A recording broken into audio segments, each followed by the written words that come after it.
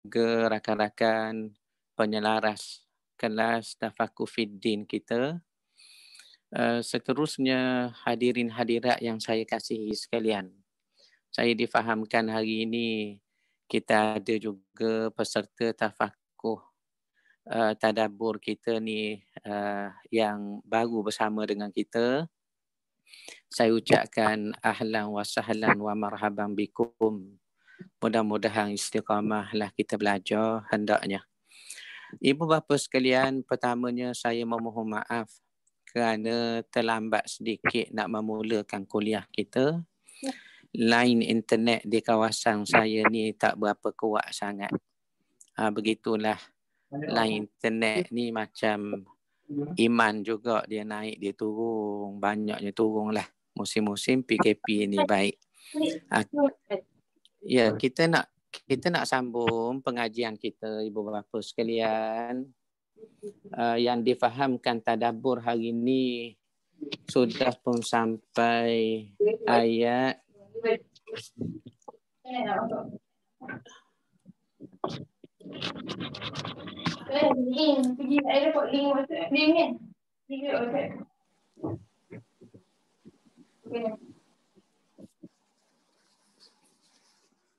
ayat 260 surah Al-Baqarah.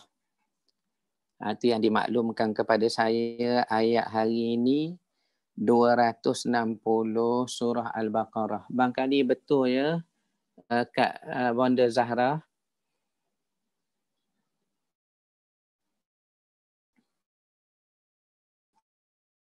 Ayat 260 surah Al-Baqarah. Ya, saya bacakan ibu bapa sekalian. Kita mulakan dengan Fatihah. A'udzubillahi minasyaitonirrajim. Bismillahirrahmanirrahim. Alhamdulillahi rabbil alamin arrahmanir rahim maliki yaumiddin. Iyyaka na'budu wa iyyaka nasta'in. Ihdinas siratal mustaqim. Siratal ladzina an'amta 'alaihim ghairil maghdubi 'alaihim waladdallin. Amin. Bismillahirrahmanirrahim. Wa idh qala Ibrahim rabbi arini kaifa tuhyil mauta. Qala awalam tu'min. Qala bala walakin liyatma'inna qalbi. Qala fakhudh arba'atan min at-tayri fasurhunna ilayk. ثم اجعل على كل جبل منهن جزءا ثم ادعهن يأتينك سعيا واعلم أن الله عزيز حكيم. مثل الذين ينفقون أموالهم في سبيل الله كمثل حبة أنبتت 7 سنابل في كل سنبلة 100 حبة والله يضاعف لمن يشاء والله واسع عليم. الذين ينفقون أموالهم في سبيل الله ثم لا يتبعون ما أنفقوا منا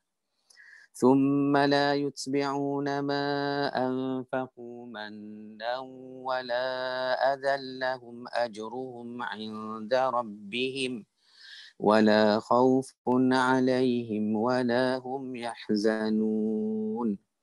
قول معروف ومغفرة خير من صدقة يتبعها أذى والله غني حليم.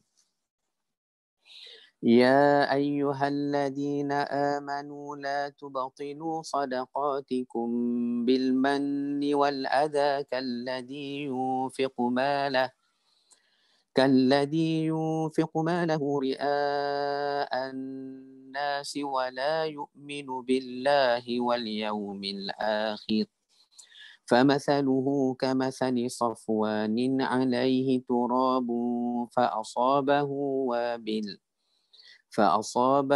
وابل فتركه صلدا لا يقدرون على شيء مما كسبوا والله لا يهدي القوم الكافرين. Sadaqallahul azim. Ibu bapa sekalian, sampai ayat tu dulu. Ada kelapangan masa kita sambung lagi. Kerana ayat ni belum habis lagi. Tentangnya sedekah. Tentang fadilat sedekah. Tentang larangan-larangan yang perlu kita tinggal waktu kita bersedekah tu. Dan tadi kita baca awal ayat 260. Tentang Nabi Allah Ibrahim alaihi salam. Nabi Ibrahim Khalilullah, kekasihnya Allah. Allah sayang sungguh Ibrahim alaihi salam ni. Nabi Ibrahim ni kita tahulah ibu bapa sekalian, bapa sekalian bangsa yang banyak tu, iaitulah Bani Ismail dan Bani Israel. Jadi Bani Ismail yang akhirnya dapatlah Nabi kita Muhammad sallallahu alaihi wasallam itu dan jadilah bangsa Arab, kabilah-kabilah Arab, 360 kabilah itu seperti yang disebut oleh our scholars dalam bidang sirah itu. Kebanyakan mereka ni betul keturunan kabilah Arab Kinanah dan juga Bani Jurhum. Kabilah Kinanah dan Bani Jurhum. Memang Ismail ni ada orang tanya. Oleh kerana Ibrahim bukan Arab. Ibrahim bukan Arab. Daripada sulbi Ibrahim lahirnya Arab. Tu jangan tertukar tu. Ibrahim bukannya Arab, tetapi darinya sulbi Ibrahim lahirnya Arab, lahirnya Yahudi. Dipanggil bangsa Semitik. Bangsa Semitik, Arab dan juga Jew tu. Arab dan Jew itu. Yahudi dan juga orang Arab itu. Daripada sulbi Ibrahim. Tetapi Ismail ini yang jadi darinya Arab kerana separuh dirinya Arab, separuh lagi bukan Arab. Kalau mengikut maknya Hajar, memang Arab lah dia. Tetapi ayahnya Ibrahim adalah bapa kepada baninya Israel.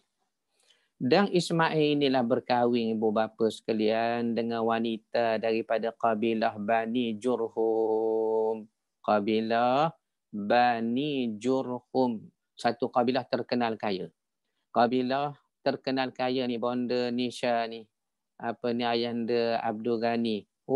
Terkenal kaya sangat. Itulah kabilah Bani Jurhum. Kabilah Bani Jurhum ini salah satu kabilah yang derma banyak emas, permata, harta kepada siapa? Ke dalam Kaabah rumah Allah. Ke dalam Kaabah rumah Allah. Tetapi setelah orang panjat atas dinding Kaabah terjun ke dalam, buat lari harta benda yang disedekahkan oleh kabilah Bani Jurhum, mertuanya Ismail tu. Sejak itu Kaabah dibuat atap. Fahamlah kita. Dulu Kaabah tak ada atap ya. Dulu Kaabah tak ada atap. Tetapi setelah orang curi harta dalam Kaabah, baru dibuat atap. Ini sejarah orang curi tabung masjid. Inilah dia ikut sejarah sudah orang merampok, mencuri harta benda dalam Kaabah itu. Harta benda dalam Kaabah itu, ibu bapa sekalian. Baik. Jadi Ibrahim inilah ayahandanya kepada bangsa Arab dan juga bangsanya Bani Israel, orang Yahudi. Ibrahim ni hidup di negerinya Babylon, di bawah pemerintahan kuku besi, zalim, jahat, iaitulah Namrud. Ada yang disebut Namruz, dengan ada disebut, tak apalah. Namrud ni kita tahulah zalim. Siapa mengaku dirinya Tuhan, pernah ia berdebat, berdialog dengan Nabi Ibrahim AS dalam ayat Quran yang sudah telah kita tadabbur dah tentang Ibrahim ni. Ayat yang kita baca 260 ni ibu bapa sekalian. adalah ayat terakhir tentang Ibrahim dan Namrud. Sambungan daripada tadabbur kita yang sudah-sudah. Yang sudah-sudah apa yang telah kita belajar? Ibrahim berhujah, Ibrahim berdebat dengan raja Namrud yang zalim itu. Antaranya apa kata Ibrahim? Dia kata, Tuhanku, ya Tuhanku menghidupkan orang mati. Maka Namrud kata, aku boleh hidup juga orang mati. Maka dikeluarkan 2 orang banduan. Yang kedua-duanya patut dihukum bunuh. 1 orang dibunuh depan Ibrahim, 1 orang lagi dilepas bebas. Maka dia kata, cuba tengok. Seorang aku biarkan hidup, seorang lagi aku bunuh. Maka aku boleh matikan dan hidupkan juga, kata Namrud. Maka Ibrahim berhujah lagi. Dia kata, Tuhanku ya'ti bisyamsi minal masyriqi fa'ti biha minal maghrib. Tuhan aku buat keluar matahari ini daripada timur. Cuba kamu buat keluar daripada barat. Maka Al-Quran kata apabila Namrud dengar hujah Ibrahim, suruh buat keluar matahari dari barat tu, fabuhital ladzi kafar, maka tercenganglah orang kafir itu, Namrud. Ini siri yang lalu. Ayat 260, ayat terakhir tentang Ibrahim dan Namrud. Ayat ni kata apa dia? Wa idh qala Ibrahim, dan ingatlah Ibrahim berkata apa dia? Rabbi, Tuhanku, arini kaifa tuhyil mauta, tunjukkanlah kepada aku bagaimana kaifa tuhyil mauta, bagaimana kamu hidupkan orang mati dah ni. Maklumlah sebelum aku ni, sejak zaman Nabi Adam, berapa ramai dah orang mati, berapa ramai dah orang mati, makhluk mati, ramai dah. Kaifa tuhyil mauta, bagaimana kamu hidupkan orang mati. Ibu bapa sekalian, kita ni akhir zaman dah. Ya, dengan zaman Ibrahim jauh, zaman Adam terlebih lagi lah. Nak sampai zaman kita ni, berapa ramai dah mati. Tak kira umat, tak usah kira orang, kira ahli keluarga kita. Tok nyuk kita mati dah. Tok nyik kita mati dah. Bawah sikit tok nyang. Bawah sikit tok ki. Bawah sikit ayah. Oh, ramainya yang sudah mati. Tetapi keyakinan kita agama aja, semua yang mati ini akan hidup semula. Dan Allah akan tanya, apa awak buat dulu atas dunia dulu tu? Saya masuk kelas tadabbur Quran. Allah, oh betul ke? Awak dengar tak orang mengajar dengar ke awak tidur sambil masuk? Contohnya. Apa yang saya nak kata di sini, ibu bapa sekalian? Orang yang telah mati, Ibrahim kata apa dia? Kaifa tuhyil mauta. Bagaimanalah kamu hidupkan orang yang telah mati? Rabbi arini, tunjukkanlah pada aku. Kaifa tuhyil mauta, bagaimana engkau menghidupkan barang yang telah mati. Maka Allah tanya Ibrahim, sedangkan Allah sudah tahu. Allah tanya ni tuan, uslub Al-Quran. Bila kita tadabbur Al-Quran, bila ada ayat Allah tanya, bukan Allah tak tahu. Ni nak beri pengajaran kepada kita. Nak beri kisah pedoman pada kita. Berlangsung dialog. Nanti kita akan tengok bagaimana hadis riwayat Imam Bukhari menyatakan Nabi SAW berkenaan ayat ini, rupanya soal jawab, terutama dalam soal akidah, perlu kita sahih, kita tanya.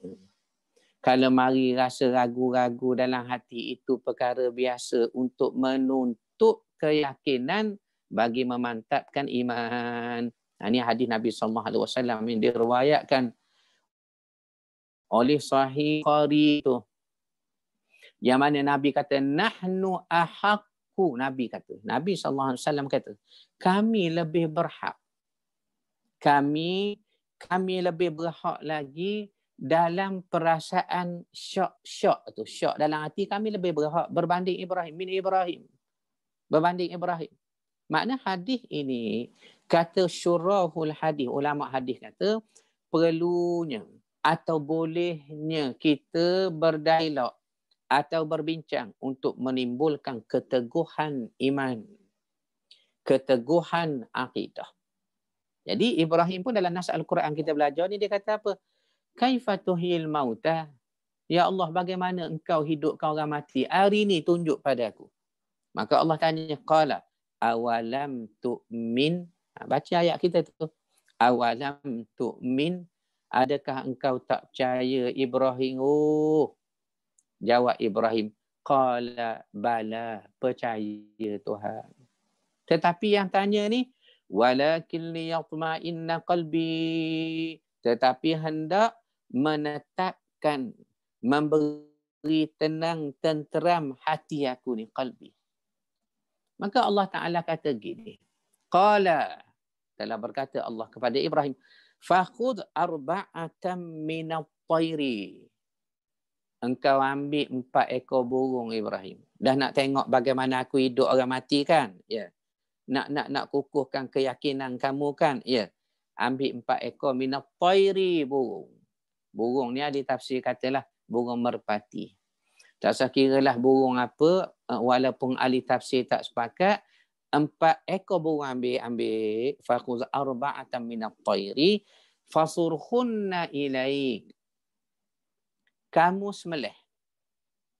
Kemudian siang dagingnya. Kemudian cincang, dahlah siang cincang. Biar halu cincang daging. Sampai tak boleh beza daging peha, daging dada, daging sayap, tak boleh beza. Cincang. Bila cincang, fasurhunna ilaik ni juga maksud dia gaul. Ibu bapa sekalian, lepas kuliah kita nak masak kan, ambil ayam 4 ekor. Banyak tu. Ni nak buat contoh kita ngaji tadabbur pagi ni. Ambil ayam 4 ekor. Kemudian potong siang apa? Cincang. 4 ekor cincang. Gaul.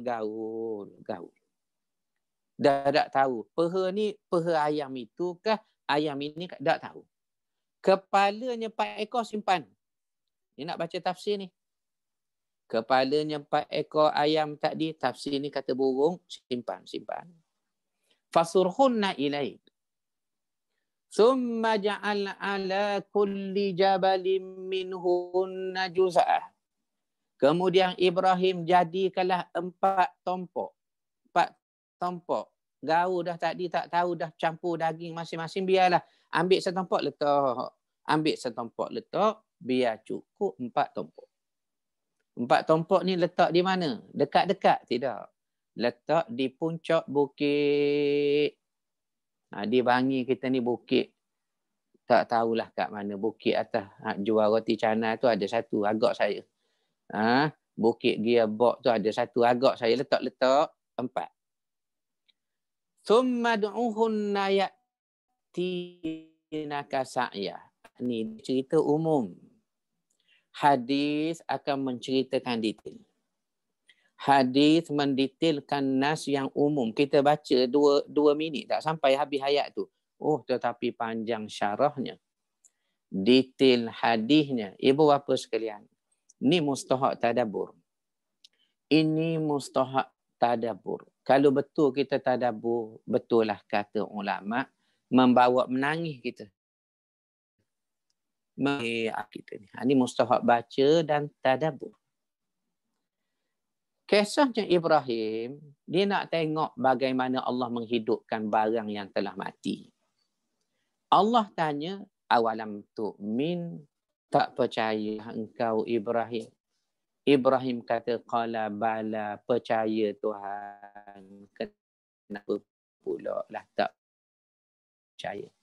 Sifat lemah manusia ini dalam pada belajar daripada kecil, rukun iman, rukun Islam dari kecil belajar pergi sekolah agama sampai sekarang, mari juga kadang-kadang dalam hati, ya ke tidak ni, betul ke tidak. Maka kata Ibrahim, walakin liyatma'inna qalbi, aku nak menetapkan, memberi tenang hatiku itu. Maka Allah Ta'ala kata apa dia? Qala fakhudh arba'atan minat tayri fasurhunna ilaik.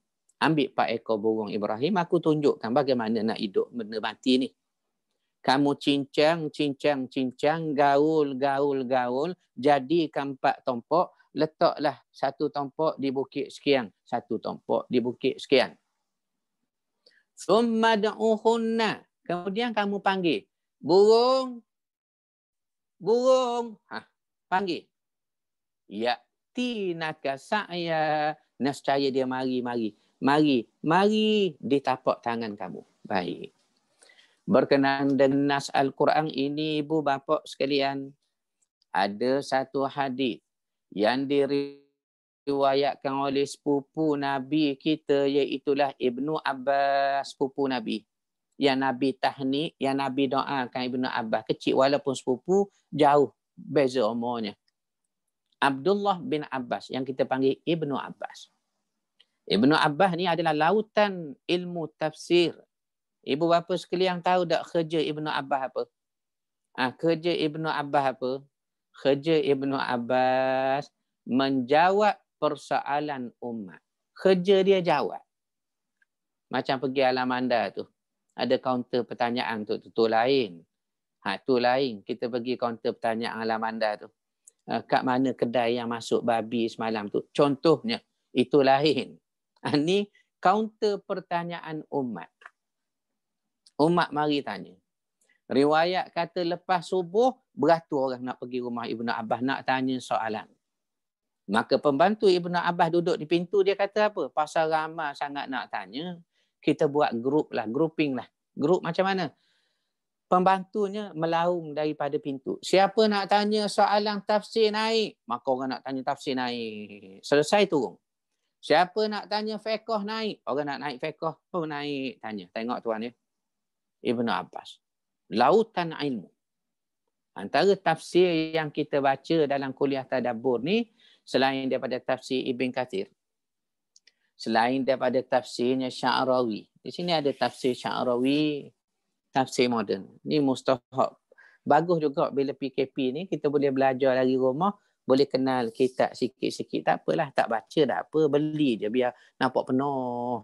Rajin baca ustaz ni. Biarlah tak apa. Soalnya kita kenal kitabnya.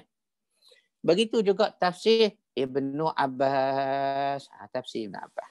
Kata Ibnu Abbas, macam mana keadaannya Ibrahim sembelih 4 ekor burung, kerak kepala 4-4-nya, cincang dagingnya, buat 4 tompok gaul semua.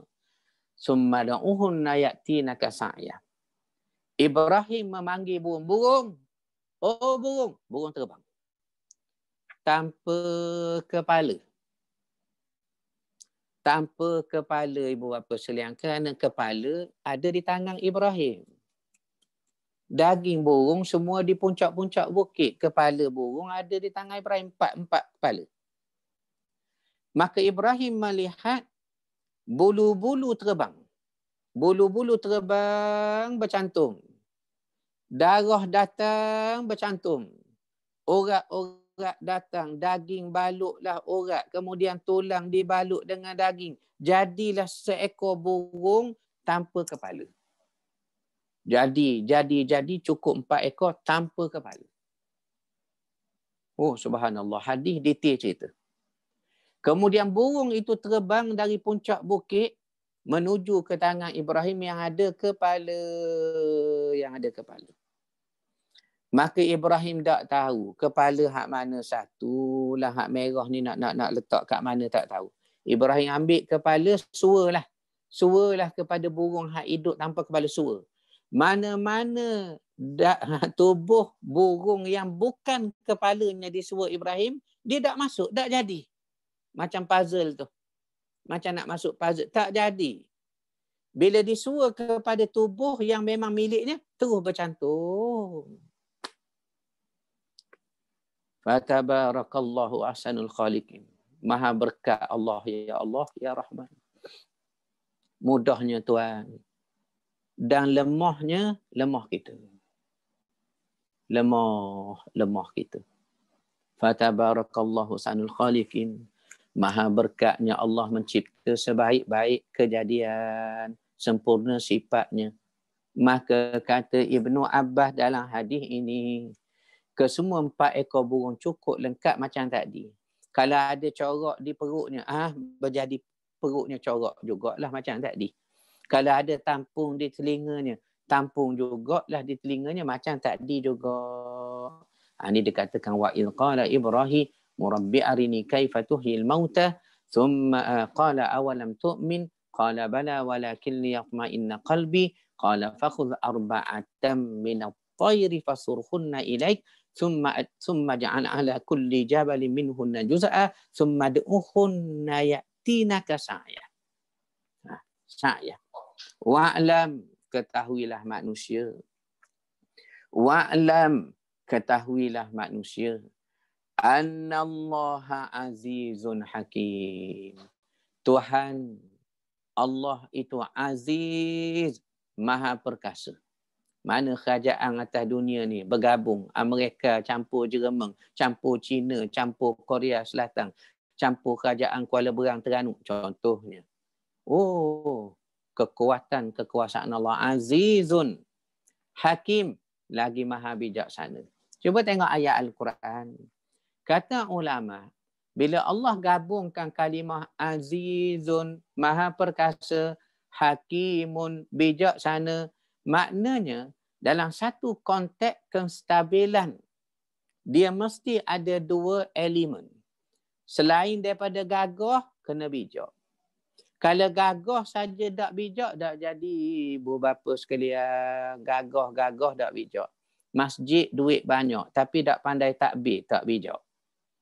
Ataupun dia bijak, cuma tak gagah pun ranat dengan sebab kebatilan yang tersusun. Tengok Al-Quran sebut, azizun, perkasa. Lagi, hakimun, bijaksana. Jadi kita begitu jugalah. Belajar tinggi, lepasan PhD, DD, Divinity dah, mengaji ketuhanan dah. Masuk universiti jadi pensyarah, tengok rakan-rakan, tengok anak-anak pelajar kita, kita ada ilmu bijak, tapi nak hakim. Nak hikmah, nak bijaksana, macam mana nak sampaikan ilmu itu? Ustaz Datuk, ya saya. Kami nak jemput Ustaz Datuk sampaikan ceramah Isra' Mi'raj, boleh? Kat mana tuan? Taklah kat mana tu. Belakang rumah ni saja. Tadika Little Caleb, budak-budak umur 6 tahun. Kita pun setuju. Bila sampai kat Tadika nak ceramah Isra' Mi'raj, tengok hak mari dengar bukan ibu bapa, budak-budak saja. Budak 6 tahun. Macam mana nak bijaksana? Nak sampai ilmu yang kita ada sesuai bijaksana dengan budak-budak. Tetapi kebanyakan kita hari ini, apa berlaku? Kita nak tunjuk bijak kita. Kita nak beritahu apa yang kita tahu. Sedangkan yang mustahak, apa yang perlu. Maka jadilah ceramah. Assalamualaikum anak-anak pelajar 6 tahun, 5 tahun sekalian. Hari ini Ustaz akan membahaskan Isra' Mi'raj dari sudut yang berbeza sikit. Iaitulah kajian melalui kitab Bible dan juga kitab Taurat. Mati budak-budak nak dengar ceramah kita tinggi sangat. Ilmu ada, tetapi tidak hakim, tidak hikmah. Tengok ya, Al-Quran guna dua kalimah ini. Azizun, perkasa, ada kuasa, ada kerajaan, tetapi kena ada hakimun, kena ada bijaksana. Kerajaan yang bijaksana, maka meranaklah kerajaan itu. Ataupun kerajaan yang bijaksana tetapi tak kuat kuasa pun jatuh juga. Ni cara bagaimana Al-Quran, hikmah kalimah itu diletak dalam nas Al-Quran. Habis ayat tentang Ibrahim. Ni kesinambungan dalam siri yang lalu. 260 ni ayat terakhir tentang kisah Ibrahim. Kita masuk kisah baru pula dah ibu bapa sekalian. Kita masuk ayat 261 ni kisah baru pula. Kisah apa? Sedekah, infak harta, ataupun buat kebajikan, beri orang makan, tolong lepaskan kesusahan. Dengar ayatnya ya. Masalul ladina yunfiquna amwalahum fi sabilillahi kamathali habbatin anbatat sab'a sanabila fi kulli sumbulatin mi'atu habbah wallahu yudha'ifu liman yasha wallahu wasi'un alim. Allah pun cerita kepada kita. Manusia sebanyak-banyak ibadat yang berbentuk tatawuk. Apa dia tatawuk? Apa dia tatawuk, ibu bapa sekalian? Siapa-siapa dapat jawab dengan tepat, saya nak beri RM10. Apa dia tatawuk? Pitih tak ada ni, pinjam Ustaz Wali dulu. Tatawuk apa dia? Tatawuk ini lawannya bagi rawatib. Solat sunat rawatib. Itulah solat sunat mengiringi solat dah. Kan rawatib ni qabliyah, ba'diyah. Ada yang solat bukan rawatib.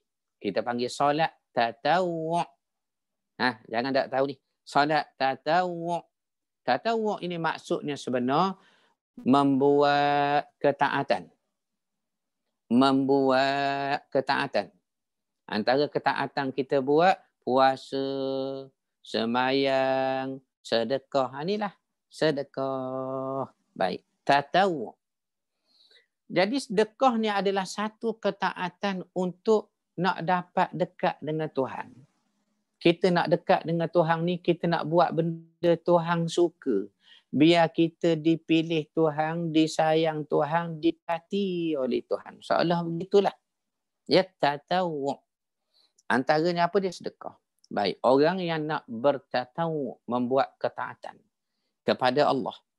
Antaranya melalui amalan sedekah. Cuba dengar janji Allah ni. Cuba dengar Allah beritahu kita ni. Masalul ladina yunfiquna amwalahum. Bandingan orang yang bersedekah, yang infak hartanya. Tak usah kira banyak sikit, tu nombor 2. Siapa niat nak sedekah, niat saja sudah dapat pahala. Tiba-tiba niat dia laksanakan. Tak usah kira banyak sikit. Siapa sedekah, sedekahnya nisbah begini kata Allah. Apa dia? Kamathali habbah. Awak sedekah tu awak anggaplah benih. Kita pitih dalam poket ni, kalau kita seluk, ada 10 sen. Wak keluar, tengok. Anggaplah benih ni. Pegang gitu. Oh, benih ni. Ini benih. Ini benih. Buat gitu. Habbah ambatat sab'a sanabil. Kamathali habbah, seperti satu benih. Ambatat sab'a sanabil. Yang akan tumbuh dari satu benih itu 7 tangkai. 7 tangkai. Kita menyimpan tabur haji pun tak sampai begini. Ya, menyimpan dalam apa ni. Banyaklah orang simpan. Tak sampai begini. 10 sen, dia tumbuh 7 tangkai. Daripada 10 sen, 7 unit saham dapat. Contohnya lah, saya tak main saham ni. Saya buat contoh mudah.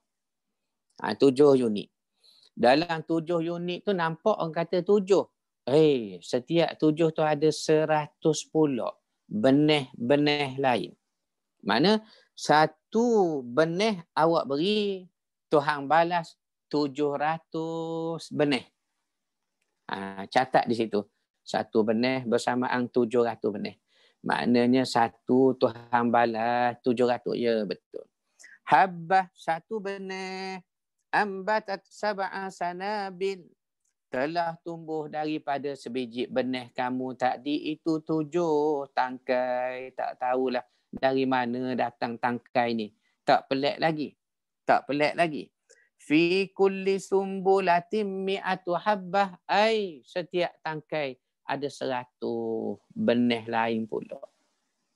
Tuan tanam durian. Tanam durian di Rauk. Ni tanah halal lah, bukan tanah kerajaan ni. Tanam durian di Rauk. Tiba-tiba satu pokok durian tumbuh 7 dahan. Dahan biasalah durian ni banyak. Tapi yang anehnya setiap dahan 100 biji musang king, duri hitam. Allahu Akbar. Satu pokok 700 biji. Bayang tu. Wallahu yudha'ifu liman yasha. Sesungguhnya Allah melipat gandakan. Tengok ya, murah Allah ya, kaya Allah kaya. Punya kaya, tak ada orang terkecuali di kalangan Muslim. Orang kafir tak lah. Di kalangan Muslim, tak ada orang terkecuali. Semuanya dapat dividen lah bahasa sekarang. Keuntungan Tuhan beri. Tak ada orang tak dapat belaka. Menunjukkan apa? Kaya sangat Tuhan. Siapa boleh bayar belaka? Ya. 700 kali ganda. Wallahu yudha'ifu liman yasha. Allah menggandakan bagi siapa yang Allah pilih kehendaki. Wallahu wasi'un alim. Allah maha luas kurniaannya. Atas dunia ni berapa sekalian? Banyak mana dah nikmat kita dapat? Banyak. Buktinya kalau saya suruh senarai buat homework. Semua peserta tadabbur kuliah kita ni. Buatlah homework minggu depan nak bentang. Apa nikmat yang telah diberi, diguna dari Allah sebab tak ada. Tak boleh nak senarai ibu bapa sekalian. Banyak. Banyak sudah nikmat Tuhan beri. Yang kurang apa dia? Syukur sahaja kurang. Nikmat sudah banyak. Yang kurang, syukur. Kurang ya, kurang kita bersyukur. Ya. Wasi'un, teramat luas. Kurniaan Allah. Alim, lagi bijaksana.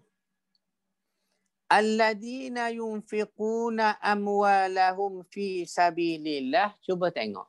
Awak nak derma, awak nak infak, awak nak wakaf, bukan ya? Allah berjanji secara umum dilipat gandakan seperti sebiji benih tumbuh 7 tangkai. Pada setiap tangkai ada 100 pula benih lain. Bersamaan satu benih, menjadilah Allah balas 700 benih. Tetapi kamu tak akan dapat apa yang Allah janji ini. Kalau kamu tak ikut SOP dia. Ni bahasa sekarang lah ni. SOP dia. SOP dalam bersedekah ada juga. Ada apa dia SOP dalam sedekah? Ini ayat nak baca ni. Alladzina yunfiquna amwalahum. Orang-orang yang menginfakkan harta mereka fi sabilillah, ke jalan Allah. Walaupun disebut amwaluhum, harta mereka, hakikatnya harta tu Allah juga beri. Allah juga yang beri. Sesiapa yang menginfakkan harta mereka ke jalan Allah. SOP dia, syarat dia, thumma la yutbi'una ma anfaqu. Tulis nombor 1 di situ. Jangan mengungkit-ungkit. Tulis nombor 1 situ. Sebab banyak dah sedekah, hak lepas-lepas, kita mengungkit tanpa sedar. Antaranya apa dia? Kalau kita tak tolong dia dulu tu lepas SPM, barangkali masih sepak tank susu Cak Junjung sampai sekarang tepi jalan. Tengok tu. Dia mengungkit. SOP syarat pertama, nak dapat fadilat Tuhan beri tadi, thumma la yutbi'u nama anfaqu, janganlah hendaknya kamu mengungkit apa yang telah kamu beri. Jangan ya. Jangan. Kita beri sudahlah lupa. Ibu apa sekalian, saya nak buat contoh. Bukanlah saya ni baik sangat nak buat contoh benda yang berlaku pada saya sendiri. Satu hari dijemput saya ni ceramah di satu perumahan, rumah flat begitu. Saya pergi. Bila pergi sana, lepas sudah ceramah, dijamulah oleh jemaah. Makanlah lebih kurang apa. Satu orang wanita muda lagi mari jumpa saya. Dia kata tu, Ustaz, saya sampai sekarang tak boleh lupa Ustaz. Terperanjat saya tu. Nasib baik saya pergi seorang, tak bawa orang rumah saya. Apa dia kata? Saya sampai sekarang tak boleh lupa Ustaz. Saya kata kenapa pula? Dia kata dulu waktu bekerja dengan Ustaz di Masjid Negara dulu, saya terkhilaf menyebabkan terhutang RM3,000 tu. Maka nasib baiklah Ustaz kata tak nak panjang cerita, tak nak sekian. Kita cari satu ikhtiar, selesai masalahnya. Nak beritahu apa ibu bapa sekalian? Saya empunya badan sudah lupa dah, tak ingat dah. Rupanya tak. Tuhan catat ya, Tuhan catat. Begitu juga dosa kita yang sudah kita lupa, Allah catat. Tetapi harapnya Allah ampun. Sebagaimana kita sudah lupa akan dosa yang kita buat itu. Jadi bila sedekah, pertama tolong ibu bapa sekalian, termasuk saya lah juga. Apa dia? Summa la yutbi'una ma anfaqu. Jangan ingat dah. Ya, sebab kalau tak ingat, kita tak ada lah perasaan nak mengungkit. Ataupun rasa orang tu hutang budi dengan saya tu. Saya lah dulu interview dia, beri soalan mudah-mudah.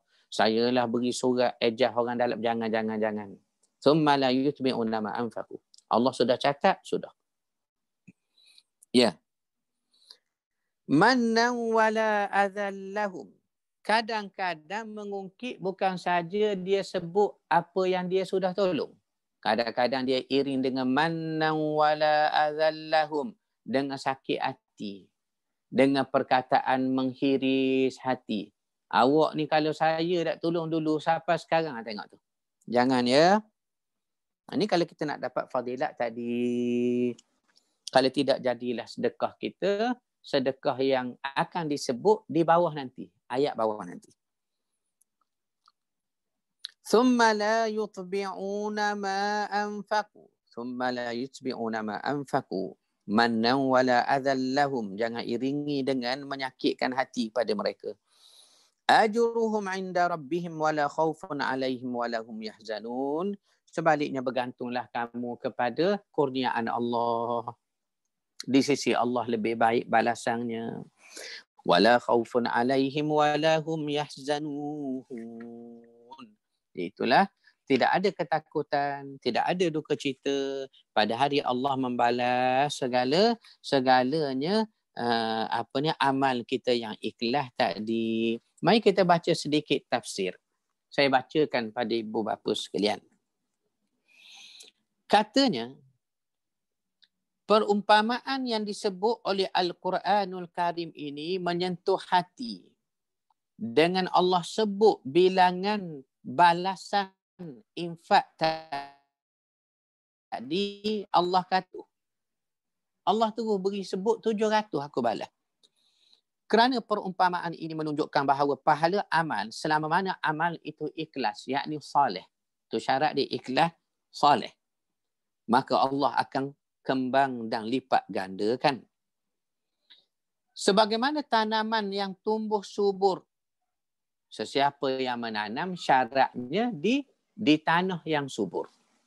Nak dapat hasil subur, asasnya tanah. Tanah pun subur-subur. Nak dapat pahala gandaan tadi, asasnya ikhlas. Kerana Allah salih. Imam Ahmad meriwayatkan dari Abu Mas'ud bahawa seorang laki-laki menginfakkan di jalan Allah seekor unta yang hidungnya telah diikat. Maknanya jadi milik dia dah. Dia beli, dia buat pakai dah. Maka dia kata, biarlah ada seekor ni saja unta saya nak sedekah ke jalan Allah.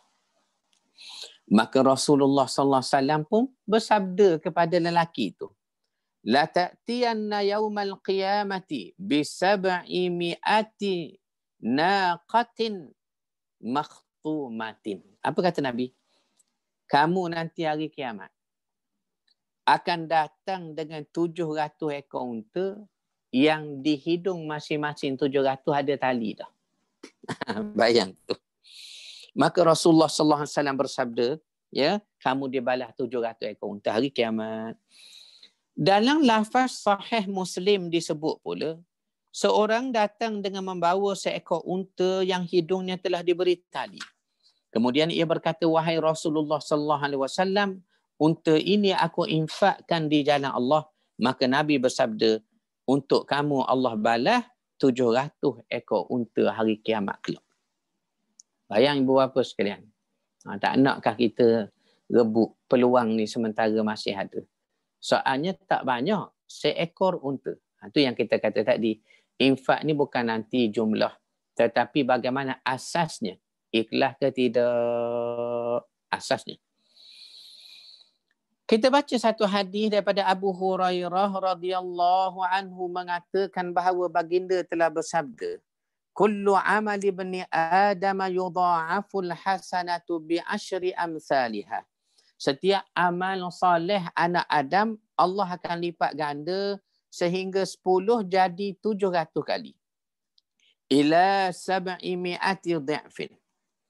Ila ma syaa Allah, sehingga sampai ke peringkat Allah nak berapa, terpulang pada Allah nak beri. Yaqulullah, telah berkata Allah, illa saum, kecuali puasa. Puasa sini bukan puasa wajib saja. Ingat faham baik-baik tu. Termasuk puasa sunat kita tu. Illa saum, melainkan puasa. Fa innahu li, kerana puasa itu betul-betul kerana aku. Wa ana ajzi bihi, maka akulah membalas kepadanya. Yada'u ta'amahu wa syahwatahu min ajli, dia sanggup menahan laparnya sampai tak makan. Tahan syahwatnya walaupun ada jalan yang halal, semata-mata nak dekat, nak dapat redha aku. Walis-saimi farhatani, dan bagi orang puasa itu ada dua kegembiraan. Farhatun inda fitrih, gembira ketika nak buka. Wa farhatun inda liqa'i rabbih, gembira pula sewaktu menemui Tuhannya.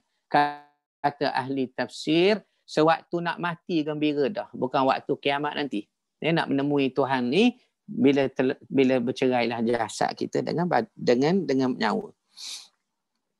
Wala khulufu famis saimi atyabu indallahi min rihil misk. Bau mulut orang yang berpuasa lebih harum di sisi Allah. Di sisi Allah daripada haruman kasturi. As-sawmu junnatun. Puasa itu adalah perisai. As-sawmu junnatun. Nabi ulang 2 kali. Puasa itu adalah perisai. Mana hadis ni nak khabar. Pertamanya setiap amal kita diganda sehingga 700 dan sehingga kehendak Allah lah. Melainkan puasa. Tidak ditentukan berapa nilainya kerana kata Allah, ia berpuasa kerana-Ku, menahan lapar dan syahwat kerana-Ku.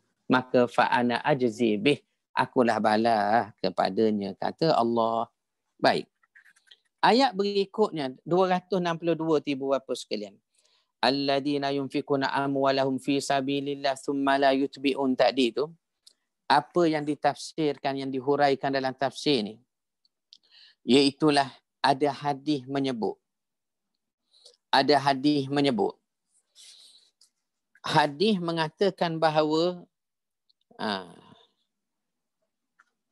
alladina yunfikuna, saya baca dulu. Qaulun ma'rufun wa maghfiratun khairun min sadaqatin yatba'uha adha wallahu ghaniyyun halim.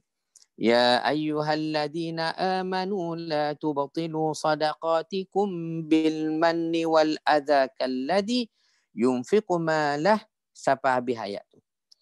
Qaulun ma'rufun, kata-kata yang baik. Maknanya kita beri pun kita tak mungkin. Kalau tak dapat beri pun jangan menyakit hati. Contoh keluar Maybank Bandar Baru Bangi tu kan. Ramai orang tunggu sedekah. Ada tongnya siap, ada tanknya siap. Jangan, kita dah lah tak beri. Kita sakitkan hati pula. Awak ni memalukan saja. Jangan tuan ya, jangan. Nak nasihat, panggil molek cakap elok-elok. Qaulun ma'rufun. Perkataan yang baik. Ya, perkataan yang baik. Dan memberi maaf kerana merasa susah mereka datang, terganggu.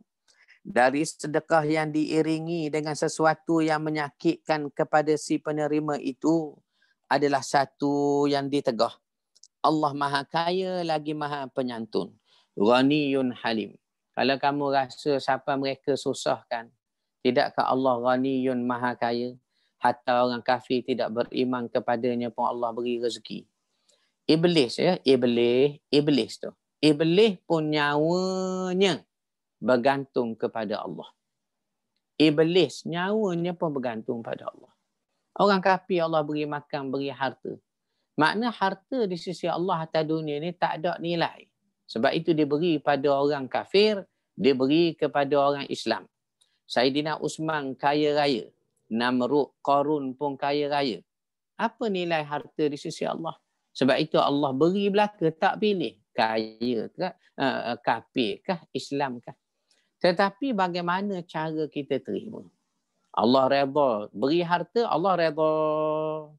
Ada orang diberi harta, Allah murka. Ni nak katanya, sekalipun kamu tidak bersedekah, qaulun ma'rufun, perkataan yang baiklah kamu ucapkan. Ya, dan beri kurniaan maaf kepada mereka. Kalau mereka mengganggu kamu. Min sadaqatin yatba'uha ada, lebih baik daripada kamu sedekah tapi kamu mengungkit-ungkit. Wallahu ghaniyun halim, Allah terlebih kaya lagi maha lemah lembut, kata Allah Subhanahu wa taala. Apa disebut oleh tafsir? Bila kalimah wala adha, jangan menyakiti, artinya tidak melakukan hal-hal yang tidak disukai oleh orang yang menerima. Seperti kita ungkit, kita sebut, kita guna perkataan kesat sambil beri, sambil kita sindir dia. Jangan. Kerana hal itu dapat hapuskan kebaikan yang telah kamu infak tadi. Infak tapi tak ada pahala. Kemudian Allah menjanjikan kepada mereka pahala yang melimpah atas kebaikan itu. Allah berfirman apa dia? Orang sedekah sambil tidak mengucapkan perkataan-perkataan yang menggugurkan pahala ia bersedekah tadi kerana Allah, barulah Allah kata lahum ajruhum. Bagi mereka ni aku balas pahala. Inda rabbihim, di sisi Tuhan. Artinya pahala mereka itu hanya dari Allah semata. Tidak mengharapkan balasan daripada orang ramai. Tidak ada kekhawatiran. Wala khawfun alaihim. Wala hum yahzanun. Tidak pula mereka bersedih hati pada hari kiamat nanti. Kemudian perkataan qaulun ma'rufun. Yakni kita doa kepada orang yang kita beri sedekah. Kita doa Allah beri rezeki padanya. Dan juga disunatkan orang menerima infak berdoa kepada orang yang sedekah kepada kita. Macam contoh kita beri zakat. Tak?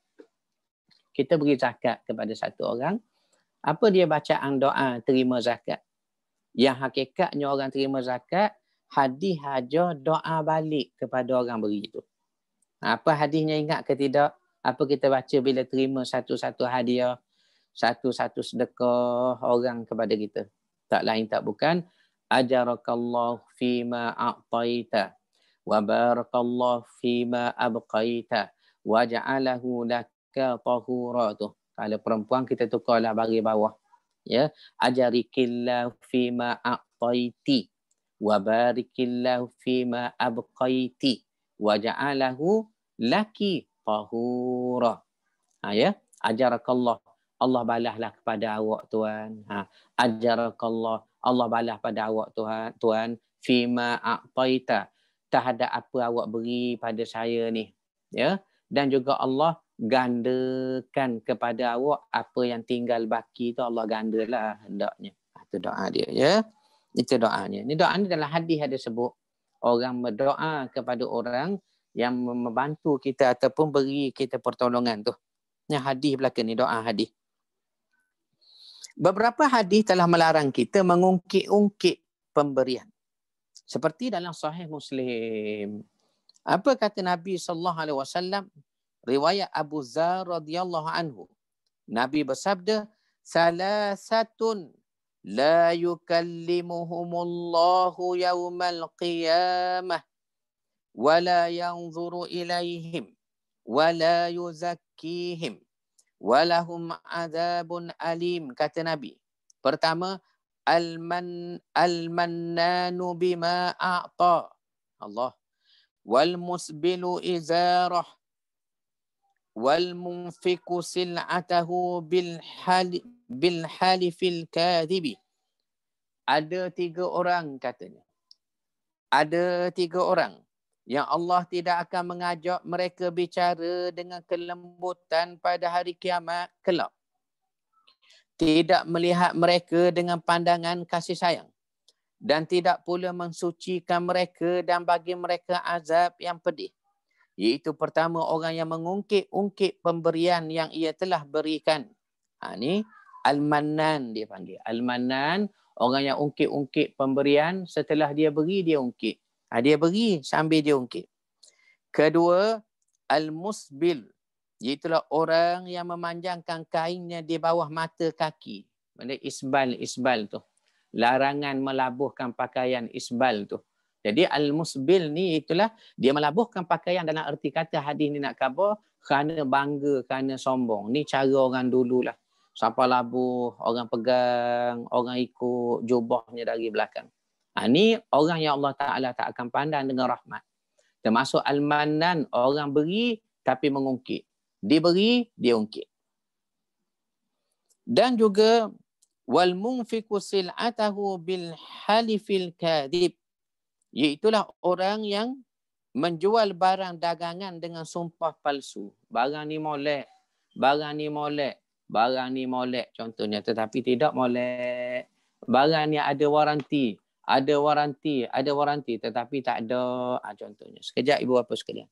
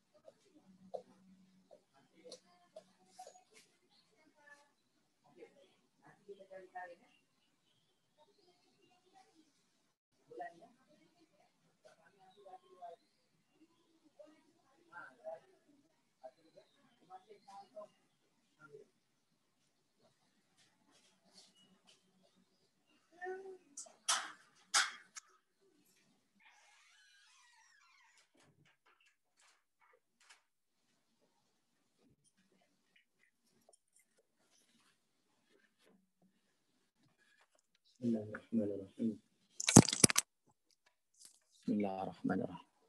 Baik ibu bapa sekalian. Ya. Jadi al-mannan orang yang mengungkit-ungkit pemberian. Orang yang mengungkit-ungkit pemberian. Allah tak akan bercakap dengannya, kata Nabi, pada hari kiamat. Kedua, al-musbil. Orang yang melabuhkan pakaian kerana sombong. Ketiga, al-munfiq sil'atahu bil halifil kadhib. Orang yang berjual beli, berdagang tetapi berdusta dengan sumpah palsu. Ni semua sekali kita dapat tengoklah hari ni dah. Sehari yang dapat kita tengok hidup kita ni ada orang derma tapi angkuh. Derma tapi dituntut-tuntut disebutnya kebaikan dia. Ataupun dia suka orang tahu kebaikannya. Kemudian orang besar diri megah dengan cara sekarang. Nabi sebut umum tadi, orang labuhkan pakaian. Bukan nak kata labuh secara zat tu, nak khabar kerana dia mahu kebesaran. Sekarang pun gitulah juga, ramai orang mahu kebesaran. Al-munfiq, yakni orang yang berjual beli. Sil'atahu bil halifil kadhib, tetapi ia bersumpah palsu, dia menipu dalam berdagang berjual beli. Ni kesemuanya tiga golongan ini. Allah tidak akan bercakap dengan mereka pada hari kiamat. Allah tak tengok pun mereka. Dan Allah tidak akan sucikan mereka dari azab yang pedih. Itu yang disebut al-mannan tu. Beri tapi mengungkit. Inilah kita nak jaga ibu bapa sekalian. Oleh kerana itu Allah berfirman, ya ayyuhalladzina amanu la tubtilu sadaqatikum bil manni wal adha. Wahai orang-orang yang beriman, janganlah kamu hilangkan pahala sedekahmu dengan menyebut-nyebutnya dan menyakiti perasaan si penerima. Allah Ta'ala mengkhabarkan bahawa pahala sedekah itu hilang atau batal dengan sebab ungkit-ungkitan Atau kamu menyakiti hati orang yang kamu telah sedekah. Kamu sedekah, kamu sakiti hatinya. Atau kamu sedekah, kamu ungkit pula. Batal semua sedekah kamu pahalanya. Maka Allah tidak akan memenuhi pahala sedekah itu kerana kesalahan, yakni mengungkit-ungkit pemberian dan menyakiti hati orang yang menerimanya, ditegah dan dilarang keras dalam agama. Kalau kita tengok ayat berikut tu ibu bapa sekalian, pada kalimah berikut, kalladhi yunfiqu malahu ria'an nas. Seperti orang menafkahkan hartanya pun kerana riya. Ada orang nafkah harta, dia ungkit-ungkit, apa pahala? Ada orang nafkah harta, dia sakit-sakitkan hati orang terima, apa pahala? Ada orang nafkah harta, ria'an nas. Kalau kita tengok firman tu tak? Ria'an nas. Kerana nak besar diri menunjuk pada manusia. Tengok tu banyaknya yang nak kita jaga tu. Ria'an nas. Itulah kerana manusia. Pun terhapus pahala. Di mana dia memperlihatkan kepada orang bahawa dia telah bersedekah untuk mencari keredaan Allah, padahal niat sebenarnya agar dia mendapat pujian dari orang ramai. Walhal pujian itu tidak kekal. Sehingga ia digelar orang yang dermawan sangat ni. Orang ni suka tolong orang sangat ni. Maka bersamaan dengan itu, dia telah memutuskan perhatiannya dari Tuhan kerana dia mengharapkan pujian daripada makhluk. Oleh kerana itu Allah berfirman, wala yu'minu billahi wal yaumil akhir. Orang yang terputus hubungan keredaan nak cari redha pada Allah ni, dengan dia menumpukan kepada pujian manusia, dia seakan-akan tak ada iman kepada hari pembalasan. Terputus keimanan yang mengharapkan redha Allah semata-mata. Maka Allah membuat perumpamaan orang riya dengan infaknya tersebut. Ad-Dahhak mengatakan, ni imam tafsir, imam dalam bidang tafsir, bahawa orang yang mengiringi infaknya dengan menyebut-nyebut pemberian atau menyakiti orang yang menerima sedekah. Maka Allah berfirman, famathaluhu kamathali safwanin ya alaihi turab. Sepertilah awak tengok batu. Batu, cuba tengok halaman rumah kita batu. Kita tananglah apa ni, gatunglah bunga orkid ke pokok apa atas tu. Bila kita bersih atas batu adalah sikit-sikit tanah. Sehari dua ni hujan. Hujan mari, tanah atas batu bersih licin, yang tinggal batu basah saja. Itu dibuat umpamaan dalam Al-Quran. Kita sedekah dah ada pahala. Tiba-tiba kerana takdilah mengungkit atau menyakiti hati atau menjadi riak, maka semua tanah yakni pahala tadi disapu hujan, yang tinggal batu sahaja. Tengok Allah Ta'ala buat perumpamaan. Tinggal batu saja licin. Ya. Allahu Akbar. Itu takut tu. Takut ya Allah, sedekahlah sampai tangan kiri tak tahu ya. Sedekahlah sampai tangan kiri tidak tahu. Ibu bapa sekalian tahu ya, cucu Nabi SAW, Sayyidina Husin, ada riwayat kata Sayyidina Hasan, ketika wafatnya dimandikan orang. Bila dimandi, dilihat pada bahu kirinya ada kesang lebam. Kesang lebam bahu kiri Sayyidina Hasan atau Husin ketika dimandikan orang. Maka bila ditanya kepada ahli keluarganya, katanya, tak lain tak bukan. Lebam ini adalah bekas ia memikul gandum pada tiap-tiap malam. Tiap malam, bukan siang, malam. Sebab apa malam? Tak ada orang kenal.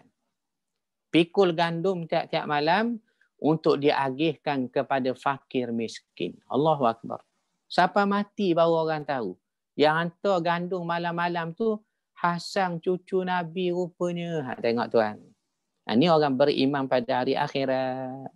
Dia beriman pada Allah. Hanya Allah sajalah yang balas dan tahu. Cukuplah. Kita begitulah amal supaya Tuhan tahu saja. Biarlah tak dipuji orang pun tak apalah. Kita sudah membuat amal dengan mengharapkan wallahu yudha'ifu liman yasha. Allah membalas, menggandakan kita ni dengan cara kurniakan keampunan, diangkat darjat dan hapuskanlah ya Allah kesalahan kami yang banyak itu. Ini dia ya. Ini dia.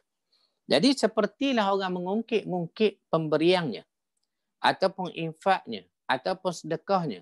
Macam batu yang ada tanah, mari hujan, tanah hilang, batu saja-saja tinggal. Ini Allah Ta'ala buat perumpamaan pada kita lah. Ya, saya baca lagi di bawah tu. La yaqdiruna ala syai'in mimma kasabu wallahu la yahdil qawmal kafirin. Mereka tidak menguasai sesuatu pun dari apa yang mereka usahakan. Tak ada apa dah mereka dapat daripada apa mereka infak, dan Allah tidak memberi petunjuk kepada orang-orang kafir. Kemudian ayat berikutnya. Wa masalul ladina yunfiquna amwalahum ibtigha'a mardatillahi wa tathbitan min anfusihim kamathali jannatin birabwatin asabaha wabilun fa'atat ukulaha dhi'fain fa in lam yusibha wabilun fatal wallahu bima ta'maluna basir. Dan juga perumpamaan orang-orang yang menafkahkan harta kerana nak cari keredaan Allah dan untuk watasbitan, meneguhkan jiwa dan keyakinan mereka kepada janji Allah. Maka Allah kata harta yang mereka infak tadi semata-mata kerana aku, ibaratnya kamasali jannatin, sepertilah satu kebun. Tengok kebun, asabaha wa birabwatin asabaha wabil, yang mana kebun itu duduk di atas tanah yang tinggi, turun hujan lebat kepada tempat yang tinggi, maka kebun itu menghasilkan buah 2 kali hasil daripada tempat-tempat yang rendah. Jika hujan lebat tidak siram pun, maka hujan gerimis pun cukup dah.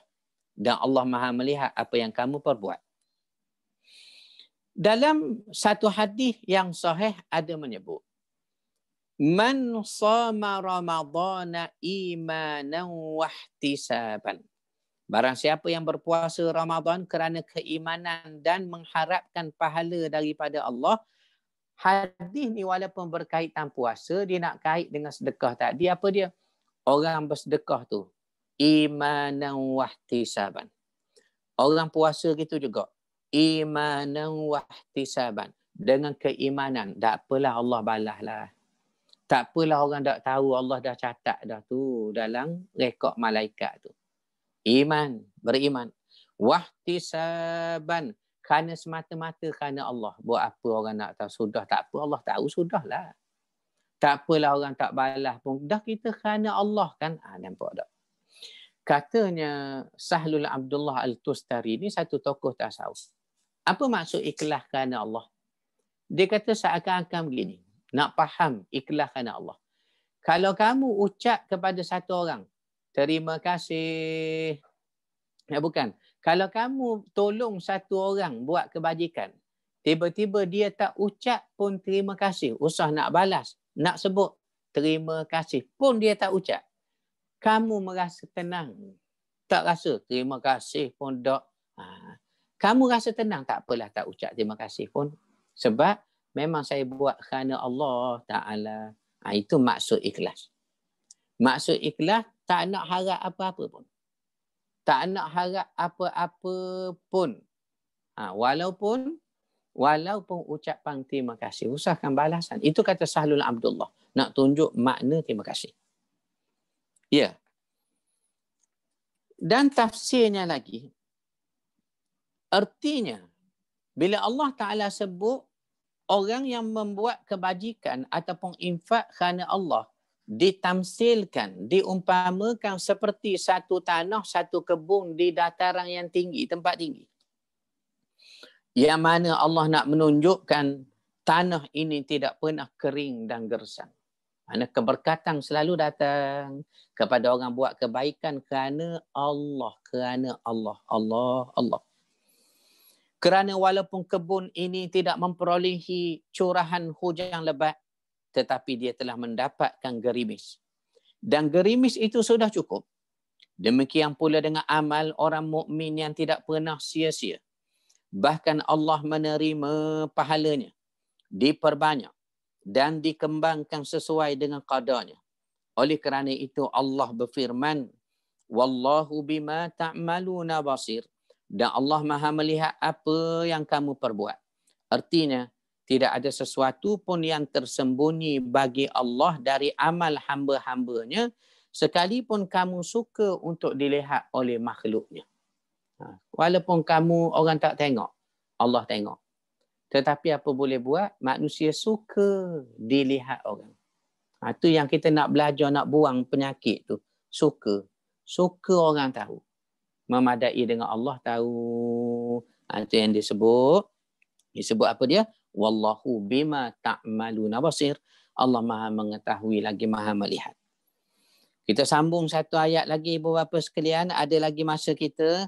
Ayat 266 tu. Saya bacakan ya. Ayawaddu ahadukum an takuna lahu jannatum min nakhilin wa a'nabin tajri min tahtiha al-anharu lahu fiha تجري من تحتها الأنهار له فيها من كل الثمرات وأصابه الكبر وله ذرية ضعفاء فأصابها إعصار فيه نار فاحترقت كذلك يبين الله لكم الآيات لعلكم تتفكرون. Apakah ada salah seorang di antara kamu yang mahu mempunyai kebun kurma dan anggur, yang mana kebun kurma dan anggur ini mengalir di bawahnya sungai-sungai? Awak nak tak? Ayat Quran ni tanya. Kebun pula anggur, kebun kurma, mengalir sungai. Allah. Saya pergi ke Rincing Hilir. Kebetulan tengok tanah kebun. Ada jemaah masjid nak jual. Dia kata tu, marilah nak tolak murah-murah je. Dan saya ni tuan, pergi tengok je lah. Duit tak ada, tengok dulu yang mustahak. Tengok comelnya tuan. Ya. Ada air mengalir walaupun tak luas. Jernih, suka. Maknanya kalau boleh lepas anak itik dalam tu, comel sangatlah. Nak khabar apa dia? Sukanya tengok tempat. Al-Quran buat perumpamaan. Apa yang manusia boleh tengok. Awak nak tak kebun kurma dan kebun anggur? Bukan saja anggur dan kurma yang ranum, yang masak, yang subur. Ada sungai mengalir. Itu dia. Bayang ibu bapa sekalian ya. Kata orang-orang tua kita. Kalau nak tahu satu orang ni sudah mencapai umur nak masuk tua. Orang tua lah sebut. Nak tahu satu orang ni umur dia dah mula nak masuk tua. Lelaki dia mula minat kebun, minat tanah. Tu dia mula nak masuk tua dah tu. Dia lain dah fikiran dia. Minat tanah, minat kebun. Dah orang puang ustaz, orang puang dia minat pinggang mangkuk, periuk belanga, dia mulalah tu. Bila dah mula minat pinggang mangkuk, dia dah mula nak tua dah. Nak tua dah. Lelaki begitu juga, bila minatnya pokok kayu, tanah, kebun, dia mula lain dah tu ya. Ini kata orang tua dulu. Baik ibu bapa sekalian, tidakkah kamu mahu kebun kurma dan anggur yang mengalir di bawahnya sungai-sungai di dalam kebun itu? Di dalam kebun itu. Dan di dalam kebun itu pula mempunyai segala macam buah-buahan. Kalau tengok tanah Arab, mereka bila tanam kurma, tanam anggur, dia tak tanam dua tu saja. Antara celah-celah tu dia tanamlah benda lain. Dalam kebun itu, pelbagai buah-buahan. Kemudian datanglah masa tua kepada pemilik kebun tadi. Sedangkan anak-anak dia kecil-kecil lagi. Dia dah tua tak larat nak urus kebun. Nak tukar nama anak baru tadi ke Little Caleb section 9. Kecil lagi. Jadi dia tak larat urus kebun. Kebun molek sangat, comel sangat. Ada sungai, ada apa. Cuma tak larat dah nak pergi kebun. Dah awak lah sambung suruh anak kecil lagi. Ini Quran buat perumpamaan. Maka kebun tadi pun mulalah tumbuh hutan belantara, ditiup angin kencang. Api mari, petir mari, terbakar. Terbakar kebun tu. Asal kebun molek. Kerana apa? Dia sendiri sudah tidak ada daya. Pewarisnya pun masih kecil. Maka terbiar kebunnya. Ni Allah buat perumpamaan bagi siapa? Cuba tengok. Perumpamaan lenyapnya amal baik kerana amal buruk. Kerana amal buruk. Imam Bukhari meriwayatkan daripada Ibnu Abbas dan Ubaid bin Umair.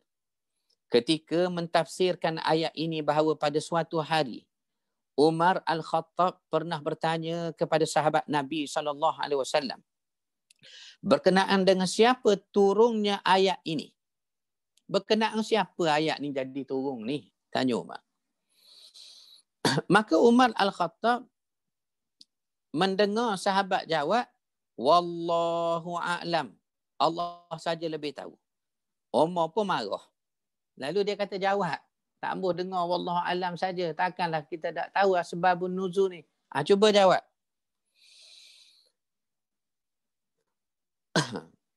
Maka Ibnu Abbas kata, aku mengetahui sedikit tentangnya wahai Amirul Mukminin. Umar kata, wahai sepupu Rasulullah, ceritalah pada kami. Maka kata Ibnu Abbas, aku akan buat perumpamaan untuk sebuah amal. Ayat ni nak buat perumpamaan bagi satu amal baik, amal buruk. Amal baik rosak kerana diikuti amal buruk. Umar bertanya, amal perbuatan apa? Ibnu Abbas menjawab, seorang yang kaya beramal dengan ketaatan kepada Allah. Lalu Allah mengirimkan syaitan kepadanya, diuji kepadanya.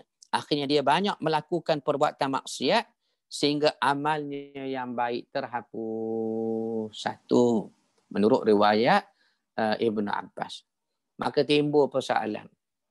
Adakah bila kita masanya muda dulu kita buat baik, umur dah sekarang baru nak buat jahat? Terbalik tu. Patut kalau dulu banyak buat silap, sekarang nak baik, itu patutnya. Mungkin ada dulu baik, sekarang jadi tak baik. Apakah amalan? Menurut Ibnu Abbas berdasarkan hadis ini hapus. Tetapi kalau mengikut satu hadis riwayat Huzaifah, ketika Nabi hantar Huzaifah ke Yaman untuk jadi qadi tu, Nabi pesan pada Huzaifah 4 perkara. Pertama, ittaqullah, takwa pada Allah. Di mana saja kamu berada. Kedua, apa dia? Udhkurullah, zikir, jangan lupa zikir sebut. Ketiga, apa dia? Berkawanlah dengan orang soleh. Keempat, apa dia? Iringilah perbuatan jahat dengan amal yang soleh. Kalau buat jahat, cepat-cepat buat baik. Supaya amal yang buruk tak diterhapus. Dengan sebab kamu iringi dengan kebaikan. Hadis ni khabar pula, kalau awak buat baik dulu kemudian ujungnya buat jahat, hapus amal kamu. Pun begitu, ada pandangan mengatakan kejahatan akan terhapus, kebaikan tetap tinggal dengan kebaikan kerana rahmatnya Allah kepada kita, kepada manusia, ibu bapa sekalian. Ya. Hadis di atas mentafsirkan ayat ini, menjelaskan perumpamaan orang yang melakukan sebaik-baik amal pada permulaan hidupnya. Kemudian setelah itu jalan hidupnya berbalik. Dia mengganti kebaikan dengan keburukan. Semoga Allah memberi perlindungan darinya. Kerana bimbang terhapus amal perbuatannya yang dahulu, yang baik-baik itu, oleh perbuatan di hujung hayatnya yang jahat serta mungkar. Dia mengharapkan sesuatu dari amal perbuatannya yang dahulu, sedangkan sekarang ia mengakhiri hidupnya dalam keadaan maksiat. Dan ia tidak mendapat manfaat sedikit pun daripada kebaikan itu. Ia dikhianati atau ditipu oleh sesuatu yang sangat dia inginkan, yakni nak redha Allah, tapi dia tidak beramal dengan kebaikan yang menjadi sebab datang redha Allah. Oleh kerana itu Allah berfirman, wa asabahul kibaru wa lahu dzurriyyatun du'afa fa asabaha i'sar. Kemudian datanglah masa tua kepada orang itu, sedang dia mempunyai keturunan yang masih kecil. Maka kebun itu ditiup angin yang keras, yakni terhapus keindahan kebunnya dengan sebab keburukan, kekurangan yang ia lakukan.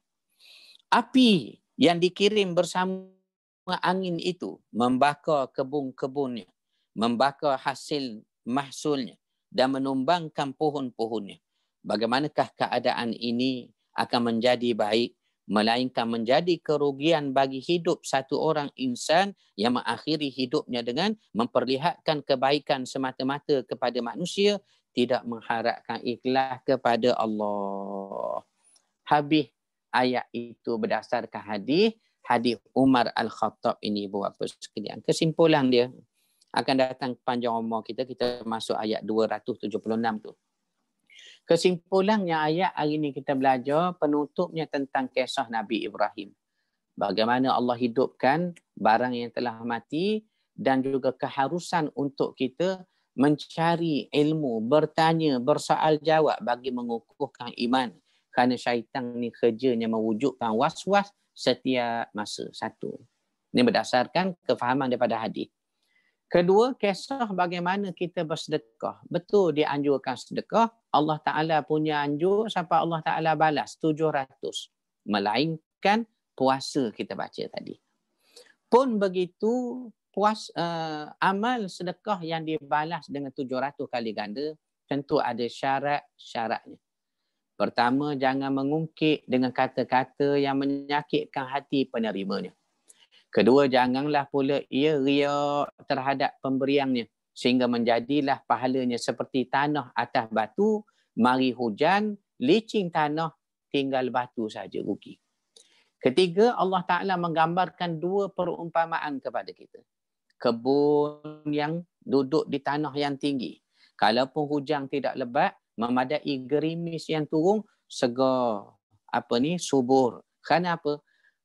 Pahala bagi orang yang berinfak dengan sebab asasnya ikhlas seperti buah-buahan yang subur, asasnya dari tanah yang subur. Tanah yang subur. Maka begitu juga pahala kita ni asasnya ikhlas kepada Allah. Dan ketiga disebut perumpamaan kedua berdasarkan hadis Umar Al-Khattab diterang panjang oleh sepupu Nabi Ibnu Abbas tentang bagaimana orang-orang yang rugi menutup amalnya dengan perbuatan mungkar sekalipun dulu banyak dah dia buat kebajikan. Kerana sabit dengan hadis ini, keburukan akan menghapuskan kebaikan. Dan kita baca hadis tambahan tadi dah, Huzaifah Al-Yamani. Nabi pesan 4 perkara. Takwa pada Allah. Kedua, zikir pada Allah. Ketiga, berkawan orang soleh. Keempat, hendaklah kamu iringi keburukan yang kamu buat, cepat-cepat cover buat baik. Cepat-cepat iringi amal yang soleh. Kerana apa? Tamhuha, kata Nabi. Amal yang soleh menghapus keburukan. Hadis Ibnu Abbas tadi, amal yang buruk di hujung hayat menghapus kebaikan. Mudah-mudahan ibu bapa sekalian selamat berkat kita. Habis pada ayat 266. Panjang umur kita sambung lagi. Aqulu qawli hadza wa astaghfirullahal azim li wa lakum. Wassalamualaikum warahmatullahi wabarakatuh. Alhamdulillah rabbil alamin. Waalaikumsalam warahmatullahi wabarakatuh. Waalaikumsalam warahmatullahi wabarakatuh. Terima kasih Ustaz. Assalamualaikum. Terima kasih Ustaz.